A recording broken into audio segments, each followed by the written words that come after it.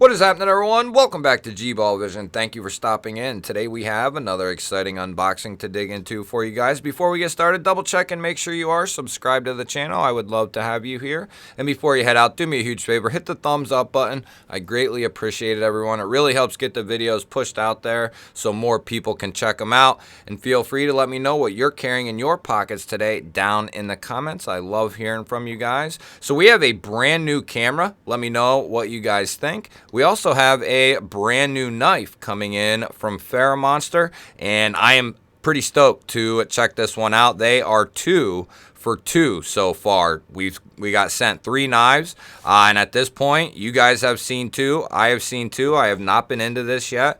They have a great packaging going on with their knives. We have a sleeve and a 2-stage box. They also send a nice big patch with every knife. They also come with some paperwork for the knife and the company. And then it also comes with a spec card as well.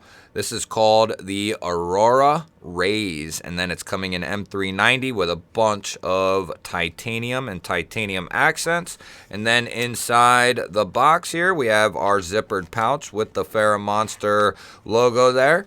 And I'm stoked, guys. I'm stoked. I hope I do not get let down. And then we have a microfiber cloth with their emblem on there. I do like their emblem. I'm not sure what Ferramonster means, but seems like a cool name, and they got a really cool logo. So, hey, and they got awesome knives. So it's really hard to complain about anything.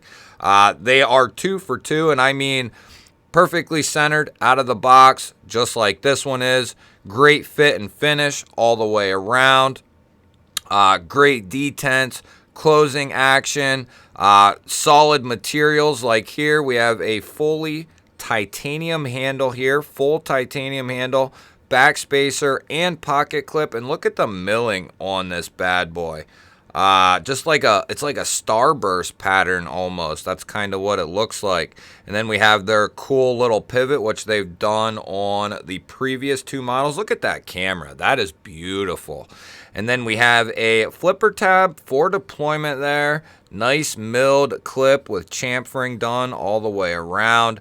And then I love the little accent with the hardware. It's kind of like a bronzed hardware. Let's see what this guy looks like. Ooh, we got a harpoon drop point style blade here, and this is coming in M390.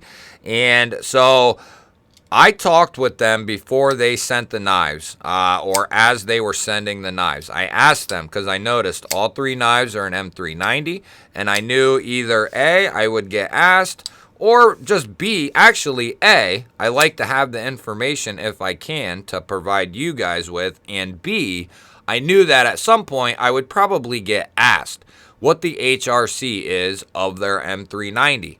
I was told by I think it's the owner, that it is 60 to 62 on the HRC for their M390.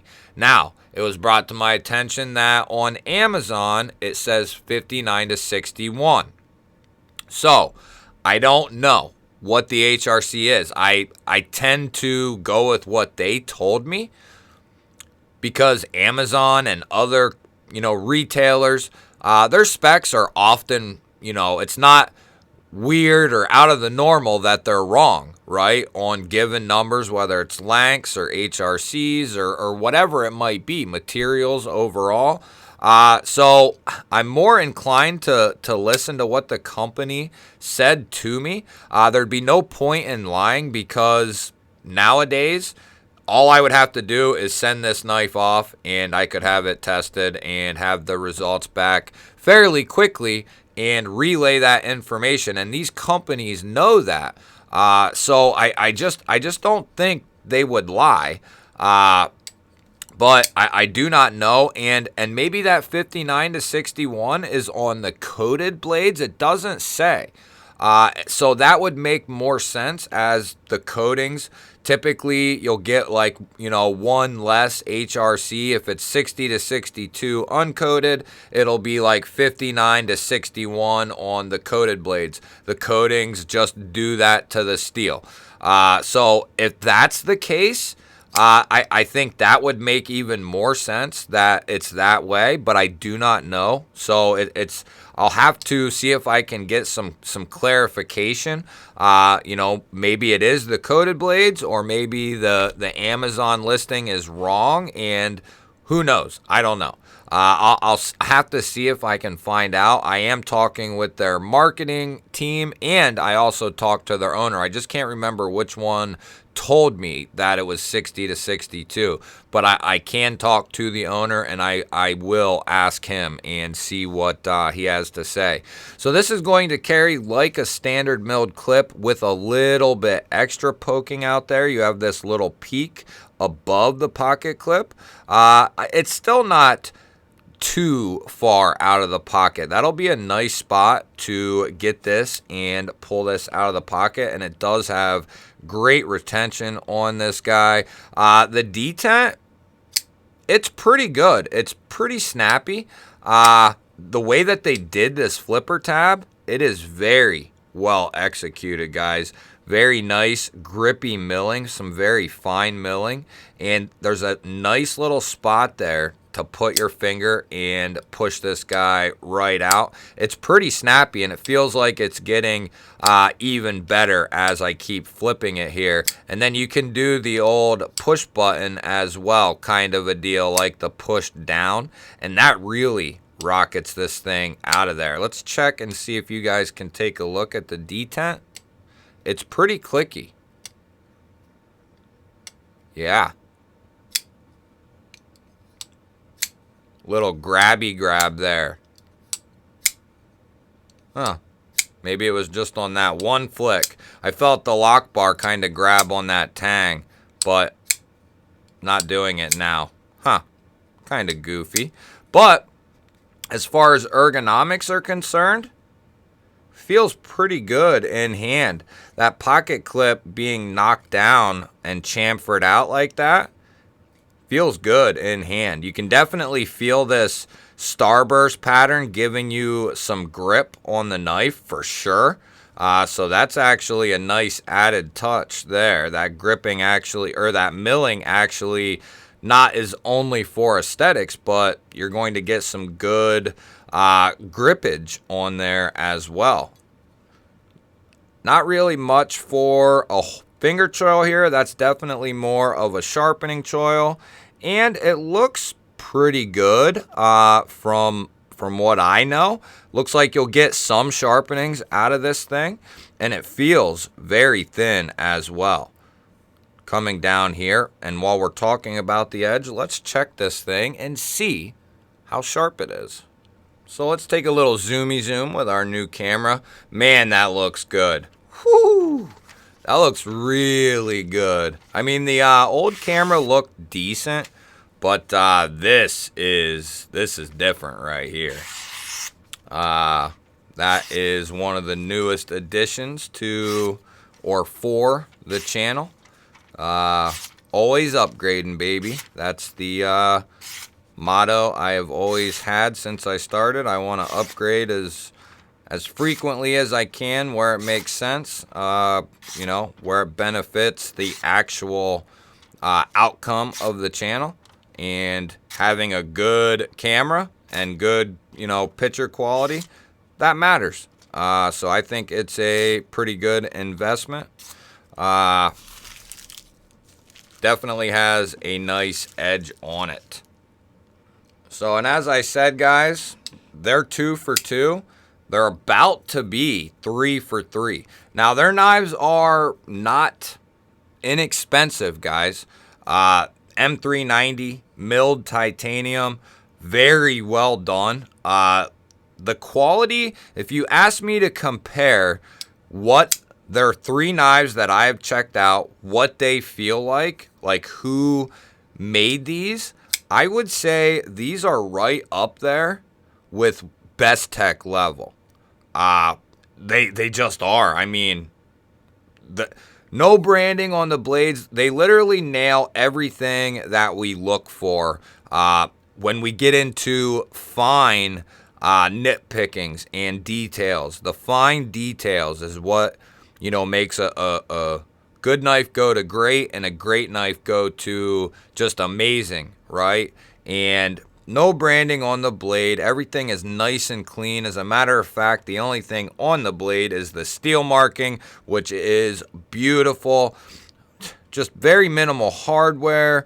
Everything is nicely softened down. The blade comes sharp, comes centered. They have all been very well tuned, all things considered.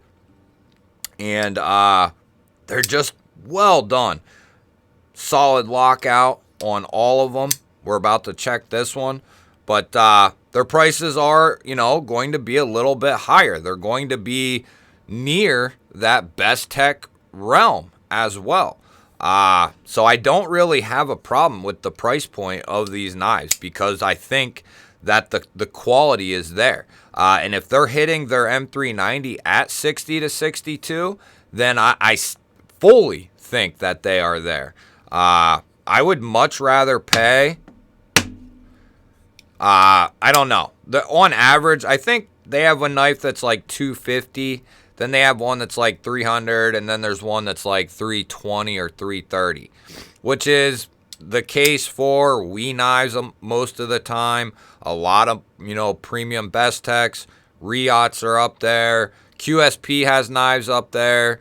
Migaron now has knives up there. I mean, a lot of companies, right? And I would put this company up there with the likes of some of those better companies.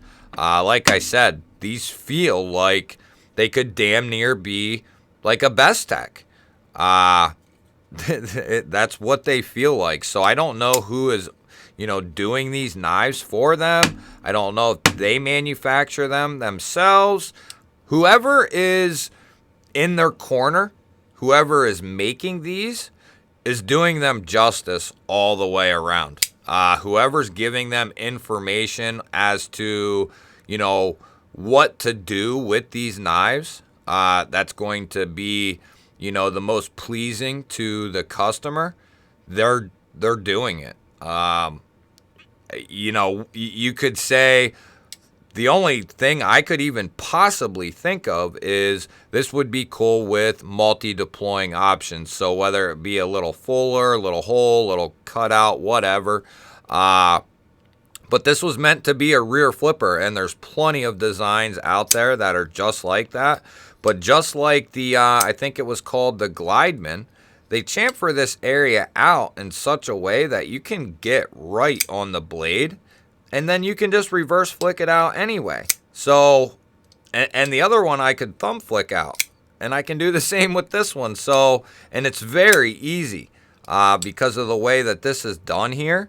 You can get right in there, it locks you in, and you can easily do it. There might not be anything there, but it's very easy to do. So, I don't really have much of a problem with it being just a rear flipper. Plus, there's plenty of times where I enjoy a nice rear flipper. So, that's tuned well. I.e., the Sharp by Design Mini Evo is a rear flipper only. That's just, one that comes to mind. The Oser F22, that's a flipper only, and I enjoy the hell out of those knives. As far as the closing action, drops past half already, and then one light little shake. This blade is very light as well. Everything is solid, guys. Up and down, side to side. Lockout is already solid, so it really don't matter where it's sitting, but it looks sitting like pretty at 50% or so, which is excellent, especially to give you that solid lockout. There's not much more to say. We're going to do a full overview of all three knives, and I think they're going to do very well as an everyday carry knife. And I've had some people say, they jump too high for their first designs. But I think if I'm starting, you could take the safe route and go with an affordable budget knife, 50 to 100 bucks or whatever, right? But why not shoot high? Put something out that's awesome, you know, at a fair price that's done really well, that if I was going to put out a design, I would probably shoot for that same price, like $250 to $300. I would want to make it have that quality, have the qualities that I know people are looking for. And I would put that out and make sure everything is as good as it can be. Choose the right steel so that the company is going to, I know the company's protocol, you know, because I'm dealing with said company.